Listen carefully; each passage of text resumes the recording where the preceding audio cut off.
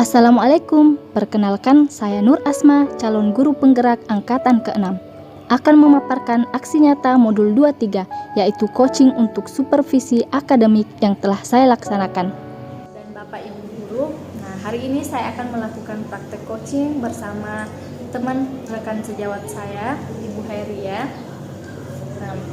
Bagaimana kabarnya Ibu? Alhamdulillah baik. Ya, alhamdulillah. Saya ingin bertanya, apa harapan Ibu dalam kegiatan coaching ini? Baiklah, terima kasih. Jadi harapan saya sebagai orang yang dinilai dalam proses pembelajarannya, saya harap kedepannya saya bisa diberi saran-saran yang membangun terhadap apa yang telah saya berikan kepada anak-anak dalam proses pembelajaran, sehingga saya bisa meningkatkan hal-hal yang bisa bermanfaat untuk kegiatan pembelajaran nantinya saya bagi ke anak-anak. Oke, insya Allah ya Bu, semoga. Kemudian yang kedua, kesempatan apa yang Ibu miliki sebagai guru? Ya, mungkin kesempatan saya sebagai guru yang tergolong masih muda, adapun kesempatan yang sangat baik untuk saya ketika saya bisa dekat dengan anak-anak dan bisa lebih paham karakter dan kebutuhan mereka ketika saya bisa lebih dekat dan bisa menerapkan nanti kebutuhan-kebutuhan mereka di proses pembelajaran. Oke, sangat luar biasa ya Bu. Kemudian materi apa yang Ibu akan ajarkan di kelas nantinya? Jadi hari ini ada pun materi yang bertepatan pada hari jadwal coaching saya, yaitu tentang proses konfigurasi pilar terang pada mikrotik. Jadi nanti materinya full membahas tentang materi tersebut. Jadi materi kejuruan ya Bu, produktif TAJ. Kemudian sebelum mengajar ini bagaimana persiapan Ibu? Kalau bicara soal persiapan dari saya sendiri, mungkin banyak hal yang perlu dipersiapkan, terlebih dari segi administrasi guru berupa RTP, perangkat pembelajaran dan lain-lain, itu semua harus dipersiapkan terlebih dahulu. Materi serta dari diri saya sendiri berupa mental dan pendalaman materi yang akan saya ajarkan di kelas nantinya. Oke, luar biasa persiapannya Bu.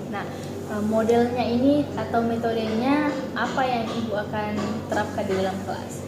Kalau model saya terapkan untuk materi ini yaitu model pembelajaran project based learning yang mengangkat isu-isu atau masalah pada diri kita, kemudian saya terapkan dengan strategi berkelompok secara berdiskusi. Oke. Kalau media pembelajarannya sendiri itu seperti apa Bu? Apa saja medianya? Cara media yang saya siapkan itu ada pun berupa proyektor, alat-alat lainnya yang menunjang seperti spidol, kemudian alat yang saya arahkan kepada anak-anak untuk membawanya yaitu kertas karton, spidol berwarna, dan alat-alat tulis untuk menggambar nantinya. Selain itu ada juga PowerPoint materi yang saya buat untuk kegiatan awalnya. Jadi ada PowerPoint ya, ya. Ada karton-kartonnya ya Bu. Semoga menarik. Kemudian kesulitan apa yang biasa Ibu temui? Dari skala 1 hingga 10, kira-kira Ibu itu ada di angka keberapa dalam proses belajar mengajar?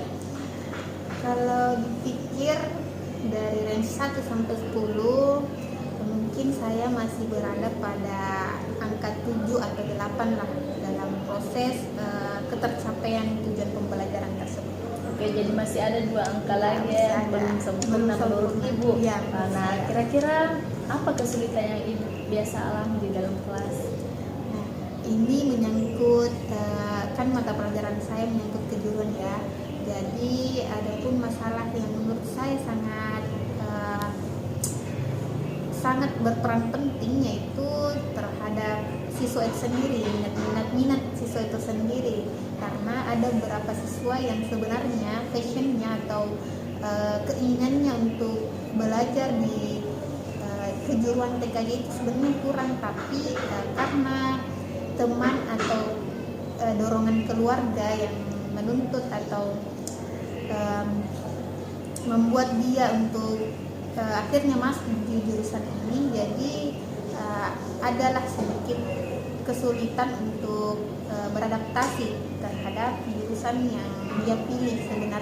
Sebenarnya harus ada keinginan awal supaya mereka ada ketertarikan dan rasa penasaran terhadap materinya yang nanti akan berkelanjutan sampai kelas 3. Oke, jadi betul sekali ya Bu, realitanya atau anak-anak di SMK atau sekolah kejuruan itu biasanya dia memilih kejuruan karena ikut-ikut sama teman dekatnya atau karena orang tuanya ingin akuntansi misalnya, padahal sebenarnya bakat anak itu ada di listrik ya.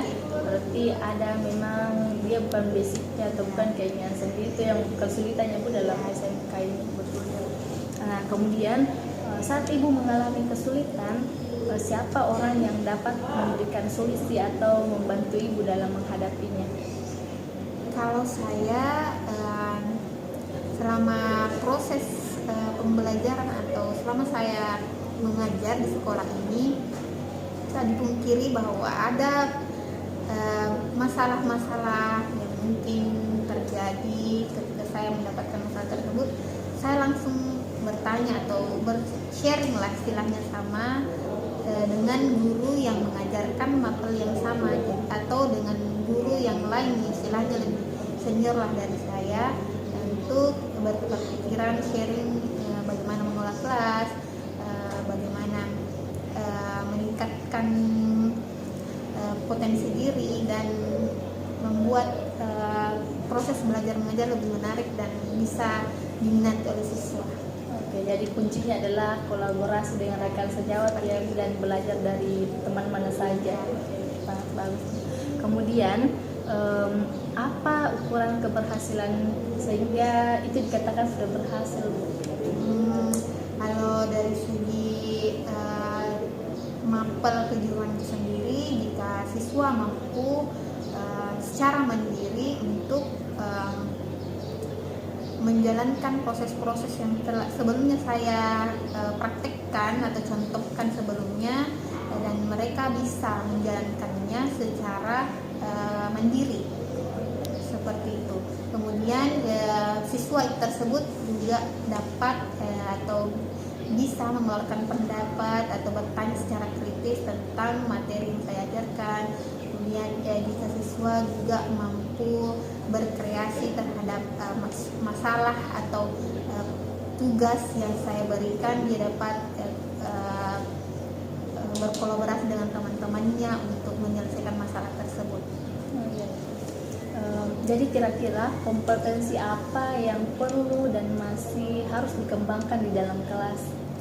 Menurut saya, karena ini jurusan kejuruan yang menitik beratkan pada prakteknya, jadi siswa rata-rata kurang percaya diri ketika mempresentasikan hasil pekerjaannya tersebut di depan teman-temannya. Jadi masih kurang percaya diri lah dalam segi public speakingnya. Oh iya, jadi kemampuan berbicaranya yang masih perlu tapi prakteknya sudah sudah memenuhi syarat lah istilahnya. Oke, nah jadi kalau misalnya Ibu mengalami sebuah gangguan di dalam kelas, baik itu individu maupun kelompok, bagaimana cara Ibu mengatasi gangguan-gangguan yang mungkin atau kerap terjadi di dalam kelas? Kalau itu saya mencari solusi yang paling tepat tanpa merugikan orang lain tentunya. Bagaimana cara saya mengetahui akar dari masalah tersebut dan memecahkan masalah tersebut tanpa merugikan orang lain tentunya, baik peserta didik dan saya sendiri harus memahami apa yang sebenarnya terjadi keadaan salah Jadi dipahami dulu masalah sebenarnya, ya. tidak langsung Menarik kesimpulan. lanjut, Iya. ya. Oke. Ini pertanyaan terakhir, apa komitmen ibu sebagai seorang guru? Jadi adapun komitmen saya sebagai seorang guru ke depannya, semoga saya bisa dan harus bisa. Adapun yaitu saya berkomitmen untuk terus belajar dan mengembangkan skill dan pengetahuan yang saya miliki, utamanya sebagai seorang guru, sehingga saya bisa membagikan itu kepada anak-anak. Kemudian saya berkomitmen untuk selalu kreatif dan inovatif untuk menciptakan hal-hal baru sehingga siswa tidak merasa bosan pada saat proses belajar mengajar. Kemudian saya berkomitmen untuk terus berkolaborasi baik itu kepada terhadap siswa ataupun berkolaborasi dengan guru-guru yang lain, sehingga saya bisa untuk meningkatkan atau membuat hal-hal yang baru dari beberapa pandangan-pandangan atau saran-saran yang bisa membuat saya untuk lebih maju dan lebih bisa meningkatkan proses belajar mengajar lebih efektif. Kemudian saya berkomitmen untuk membuat siswa selalu nyaman dan bahagia dari selama proses pembelajaran saya. Dan saya berkomitmen untuk mengajar dengan sepenuh hati, ikhlas dan penuh rasa sabar, karena anak-anak yang kita ajar di dalam kelas itu tidak semuanya sama, tidak semuanya memiliki pikiran dan pola pikir yang bisa tumbuh bersama-sama. Jadi saya sebagai seorang guru harus berkomitmen bahwa kita hanyalah manusia biasa dan semua punya waktu untuk berproses tumbuh dan berkembang. Luar biasa sekali Bu komitmennya, semoga tetap terjaga dan selalu membawa perubahan yang berdampak baik bagi diri sendiri, terutama murid dan bagi rekan sejawat. Oke, terima kasih atas praktek coachingnya hari ini Bu. Waktunya kita akan bertemu lagi pada observasi di kelas secara langsung ya Bu. Terima kasih banyak. Sekian, assalamualaikum warahmatullahi wabarakatuh. Waalaikumsalam warahmatullahi wabarakatuh.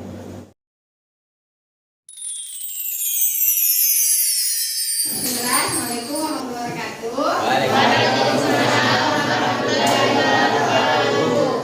Alhamdulillah, bagaimana kabar kita semua hari ini? Baik. Alhamdulillah, masih sempat kita semua datang untuk menuntut ilmu di sekolah kita tercinta dengan mata pelajaran yang Ibu bawakan. Sebelum kita masuk di pembelajaran, apa yang mesti kita lakukan terlebih dahulu? Ya, marilah kita sama-sama. Yang sebagai ketua kelas silahkan memimpin doa terlebih dahulu. Jadi silakan. Sebelum kita mulai acara hari ini, ada baiknya membaca doa menurut yang dikaitkan masing-masing. Berdoa dimulai.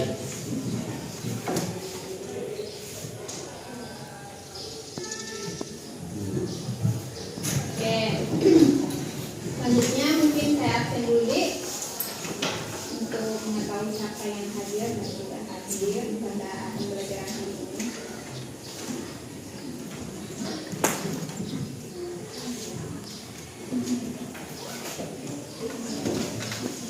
Fitrah Ramadhani, hadir Bu. Dian, Carolina, hadir Bu. Imran Darwis, Hadir Bu. Kasira, hadir Bu. M. Surya Saputra, Hadir Bu. Zulkifli, Hadir Bu. Muhammad Farhan, Hadir Bu. Muhammad Haryanto, Hadir Bu. Mustika, hadir Bu. Mutmainah, bisa juga. Intinya kalau filteran itu dia menghubungkan antar dua router atau switch. Kalau VLAN akses atau VLAN biasa satu di switchnya yang dibagi.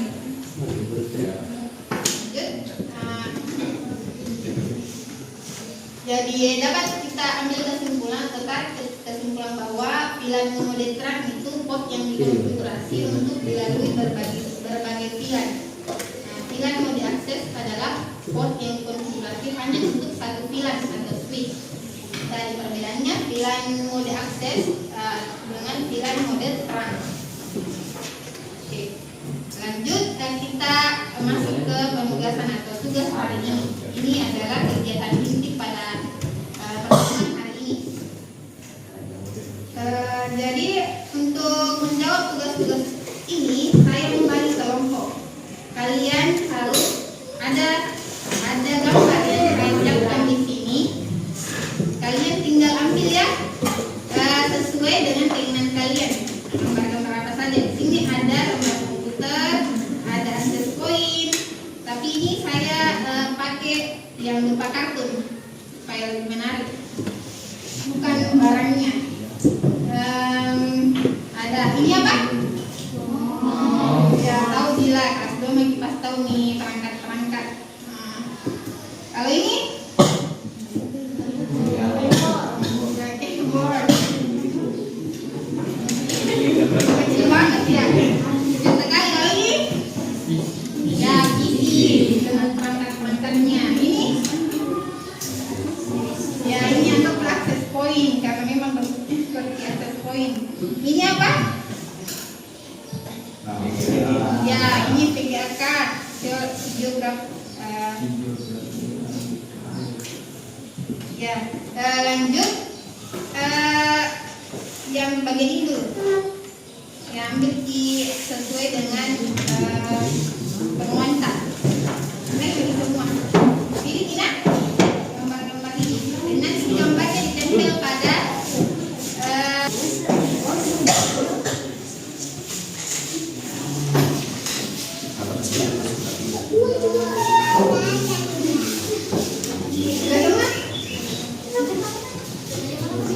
ada lagi.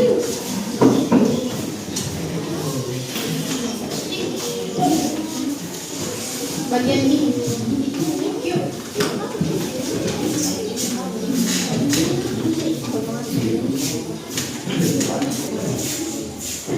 Ya, ini lagi. Kelompoknya ada lagi.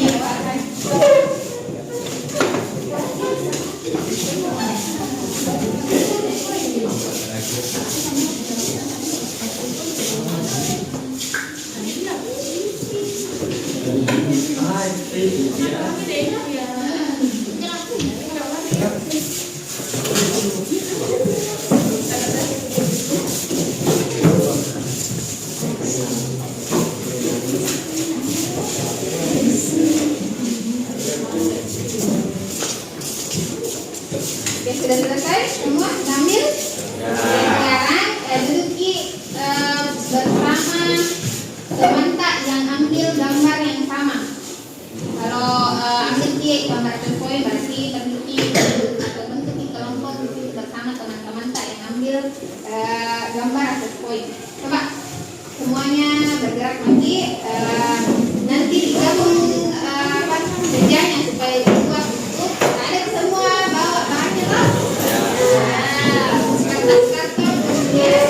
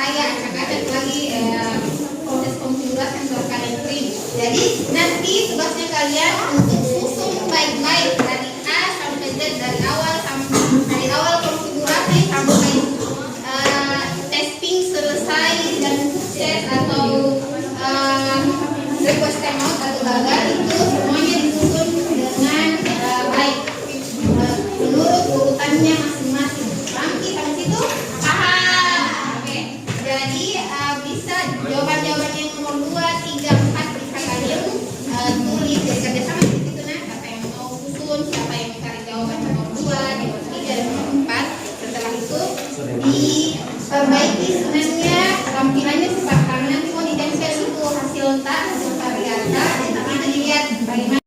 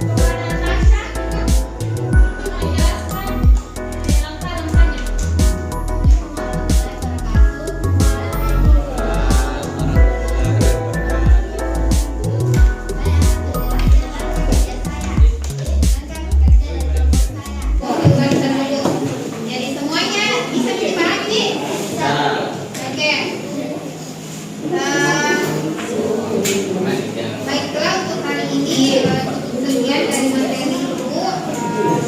Terakhir saya ucapkan terima kasih banyak kepada anak-anak semua yang masih tetap semangat di 3 jam pembelajaran hari ini. Pesan saya, pendidikan adalah senjata paling ampuh mengubah dunia. Baik, dan selesai. Jadi, bila topik budaya. Assalamualaikum warahmatullahi wabarakatuh. Waalaikumsalam warahmatullahi wabarakatuh.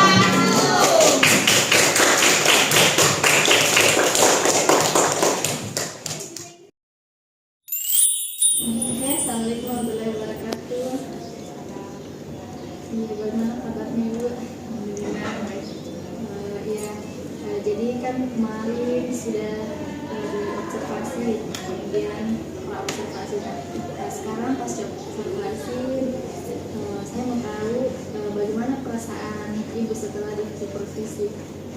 Awalnya saya merasa deg-degan karena saya ditunjuk atau dipercayakan untuk dari tim penilai untuk mengobservasi kelas saya pada waktu itu. Tapi setelah selesai observasi saya merasa lega dan merasa bahagia. Jadi apa yang Ibu harapkan ini setelah observasi? Saya harap setelah observasi ini ada saran-saran berupa hal-hal yang membangun untuk saya bisa memperbaiki proses belajar mengajar saya ke depan. Jadi bagaimana proses pembelajarannya? Apakah menurut Ibu kemarin yang direncanakan itu sesuai dengan yang terjadi di kelas? Ya, alhamdulillah kemarin itu sudah sesuai dengan apa yang saya rencanakan di RPP. Saya sudah berjalan sesuai yang itu. Jadi bagaimana proses pembelajaran itu saat observasi? Apakah ada kendala tantangannya?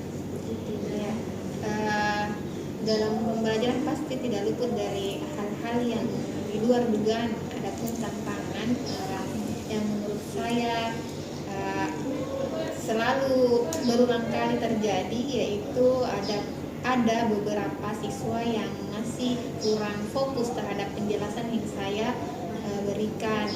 Ada juga beberapa siswa yang belum terlalu mandiri terhadap proses praktek yang dilakukan. Seharusnya bisa secara mandiri, tapi ada beberapa siswa yang masih butuh bantuan.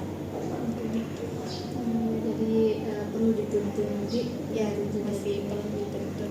Jadi bagaimana caranya hadapi tantangan yang tadi belajar itu di kelas?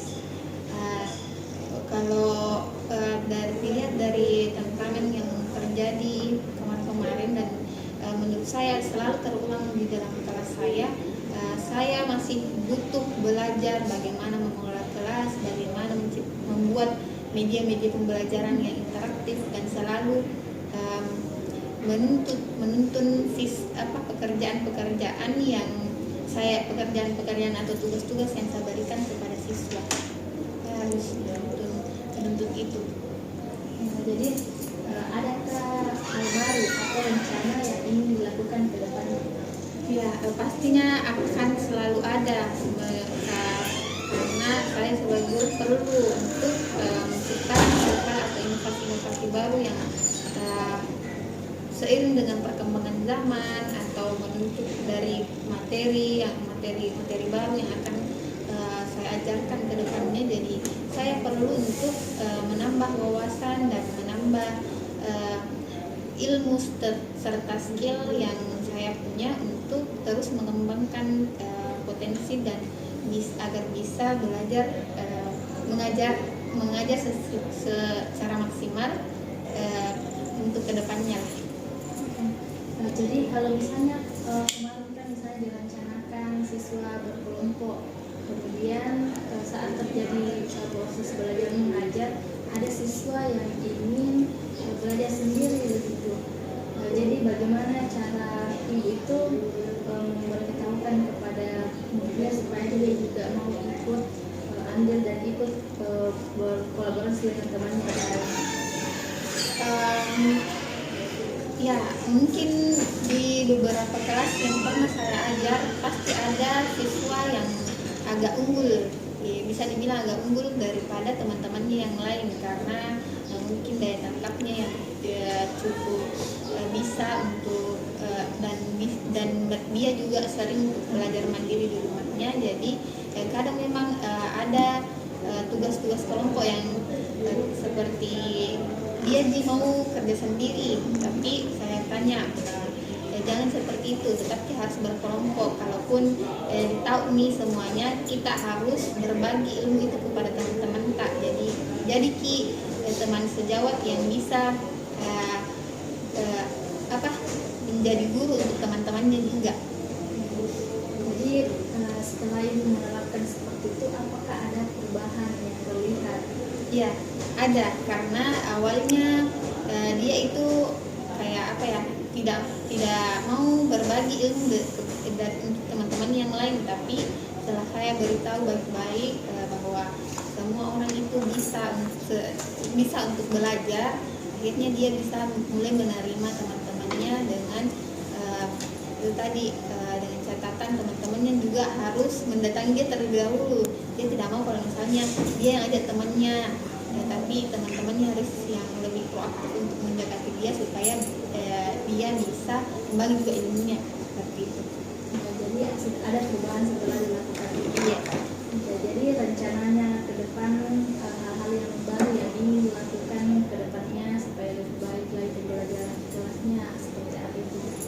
Ya tadi dengan menerapkan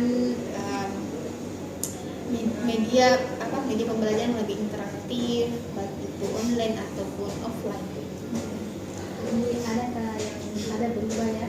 Misalnya ini kan kemarin sebelum diobservasi dan setelah diobservasi ini ada perubahan yang ibu ingin lakukan lagi? Ya, akan terus ada karena menurut saya belum semaksimal itu proses pembelajaran yang terjadi di kelas saya. Jadi kalau misalnya bicara masalah observasi ini, ada hal-hal baru yang didapatkan dari saya sendiri atau dari praktek coaching tadi itu, praktek coaching yang kemarin observasi, ada yang didapatkan secara keseluruhan? Ya, secara keseluruhan saya mendapatkan banyak hal ya, tentunya dengan pengalaman bisa di coaching langsung dan saran-saran yang membangun serta mungkin kedepannya akan seperti apa untuk meningkatkan proses belajar mengajar yang lebih baik dan lebih efektif. Apakah format itu termasuk komitmen? Iya. Jadi termasuk komitmen. Jadi apa saja saja ini komitmen yang ingin dilakukan ke depan?